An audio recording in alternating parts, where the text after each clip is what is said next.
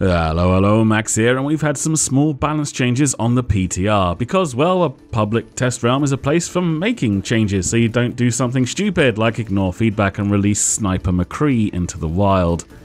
First up is a general change to Quick Melee. Jeff Goodman stated Quick Melee has changed a bit, so it should feel a bit more consistent with other abilities. The general philosophy here is that Quick Melee shouldn't interrupt abilities and vice versa. There are a few exceptions to this rule. Quick movement abilities such as Tracer's Blink, Pharah's Jet Boost and Winston's Leap can work while Quick Melee is firing, so it isn't cancelled in those cases. Ultimate abilities should now all cancel Quick Melee since they are more rare special abilities that should have a higher priority. So, as we know, Genji Swift Strike no longer interrupts his melee. Glad that is consistent with other movement abilities. Just to be clear, I'm being sarcastic, it's not. Tracer, Pharah and Winston can interrupt Quick Melee with their movement spells, but Genji cannot. I'm not saying it shouldn't be like this, it's just consistency is probably the wrong word to use. Yes, I am this pedantic. Next week I'll be pulling apart Jeff's grammar, so be sure to tune in.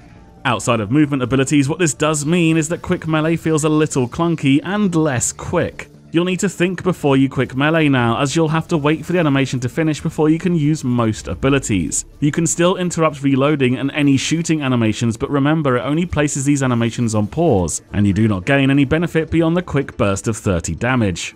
The Ana combo is now gone. You can no longer shoot Quick Melee into Biotic Grenade. You cannot throw the Biotic Grenade until the Quick Melee is finished. The full Roadhog combo, however, is unaffected. Right-click, hook, left-click, Quick Melee. This is because the Quick Melee is the last part of the combo and is only interrupting the shooting animation. All of this, I feel, does have little impact on balance at the moment. The Ana combo, in my experience, did not get a huge amount of use, and bringing its damage down by 30, i.e. removing the melee attack, doesn't feel like it hurts her very much. The melee changes will make Blizzard's lives easier when balancing going forward, and it brings the skill cap down very slightly on future heroes, making them more accessible to new players. How you feel about accessibility is always going to be personal to you. As an advanced player, I like animation cancelling and the increase in skill it can bring, but we will still have it to a certain degree as long as the combo doesn't require an ability and a melee attack in quick succession. This all seems to be in line with their philosophy about game balance and how they feel it's unfair to lower skill players if a hero is balanced around a powerful advanced combo.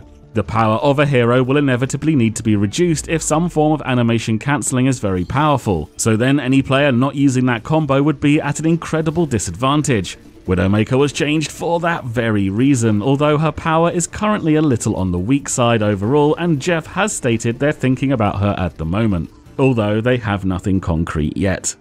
Next up is Hanzo. Jeff stated Hanzo is feeling great on the PTR, and a lot of people have given feedback he might now be too strong with these changes. The goal of these changes is to allow Hanzo players to feel like they have more control over their shots, and skilled Hanzo players can be much more consistent. While this is certainly true now, it might be a bit too easy to land very powerful shots with the combination of his new projectile speed and the old projectile size.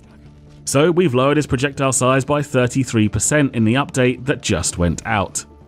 Hanzo is a hero that I personally think is next to impossible to balance. If his damage is reliable, then skilled players are going to be able to use him to do an insane amount of damage. He is a sniper that can one-shot every single non-tank hero in the game and doesn't have to be burdened by the low field of view of a scope. If a player can land that damage to the same consistency as a competent McCree, then every game really will just come down to who has the better Hanzo.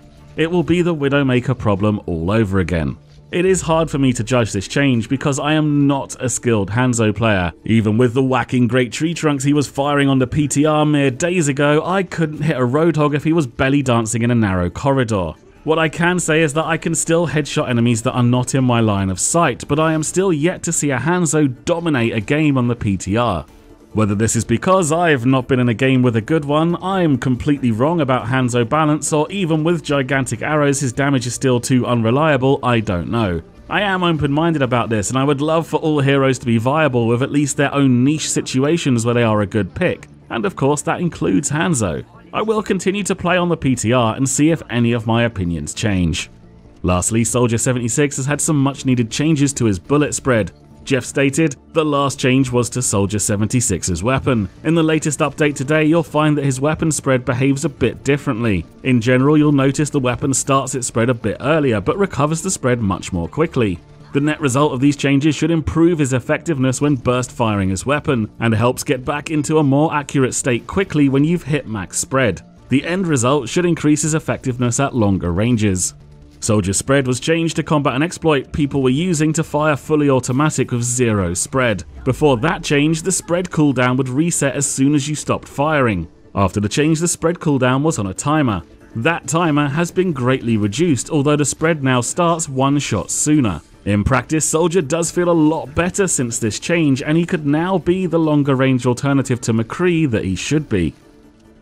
And that's it for changes to the PTR. I've not mentioned it in other videos that have been published, but Eichenwald, the new map, is currently being tested and it is a lot of fun. Now that custom games are available, I should be able to take a more detailed look at it in a video, so keep your eyes open for that. The usual info is on the screen now, and there is a link to the Cynical Discord in the description. Until next time, take it easy, and I'll see you soon.